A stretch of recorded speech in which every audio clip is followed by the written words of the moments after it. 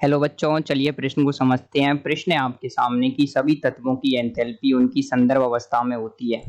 पहला विकल्प है इकाई, दूसरा विकल्प है शून्य, तीसरा विकल्प है लेस देन जीरो, चौथा विकल्प है सभी तत्वों के लिए भिन्न होती है। तो आपको बताना है सभी तत्वों के लिए एंथैल्पी उनकी संदर्भ अवस्था या मानक अवस्था में क्या होती है। तो इस प्रश्न की जो मुख्य अवधारणा है वो ये है कि आपको पता होना चाहिए कि जो एंथैल्पी क्या होती है और वो संदर्भ अवस्था में तत्वों के लिए क्या होती है। तो मुख्य अवधारणा ये है कि आपको मानक अवस्था में एंथैल्पी का ज्ञान होना चाहिए। तो देखिए संदर्भ अवस्था या मानक अवस्था क्या होती है, सबसे पहले तो आप ये जानेंगे। देखिए संदर्भ अवस्था का मतलब है किसी भी तत्व की सबसे स्थायी अवस्था होती है ना, उसको उसकी संदर्भ अवस्था कहा जाता है। जैसे आप जानते हैं कार्बन विभिन्न अपर रूपों में पाया जाता है। कार्बन ग्रेफाइट के तौर पर पाया जाता है, आपके ये हीरे के तौर पर पाया जाता है, डायमंड के तौर पर। इसके अलावा ये फुलरीन के तौर पर पाया जाता है, बंकमिंस्टर फुलरीन के तौर पर।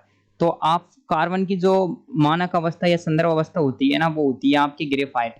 तो ग्रेफाइट के लिए जो आपके एंथैल्पी परिवर्तन होता है, देखिए ऊष्मागतिकी के अंदर मान रखा है कि जो संदर्भ अवस्था में एंथैल्पी परिवर्तन आएगा वो आएगा आपके शून्य या फिर जीरो। तो आप देखेंगे ये शून्य आएगा, लेकिन डायमंड के लिए एंथैल्पी परिवर्तन का मान शून्य नहीं होता, ये कुछ होता है। फुलरीन के लिए भी इसका मान कुछ होता है। जैसे हाइड्रोजन की जो संदर्भ अवस्था है वो पाई जाती है आपके H2 गैस। तो हाइड्रोजन की जो संदर्भ अवस्था H2 गैस है, तो इसके लिए जो एंथैल्पी परिवर्तन आएगा वो आएगा आपके शून्य आएगा। अब देखिए तो यही रहता है कि जो आपकी संदर्भ अवस्था है तो उसमें आपकी सभी तत्वों की एंथैल्पी उनकी संदर्भ अवस्था में कितनी होगी, ये आ जाएगी आपके शून्य। तो हमारे प्रश्न का सही उत्तर आएगा विकल्प बी। ये माना गया है, ये अजम्पशन के तौर पर माना गया है, ऑलरेडी इसको माना जा चुका है ऐसा। तो आशा करते हैं आपको इस प्रश्न का उत्तर समझ आया होगा। धन्यवाद।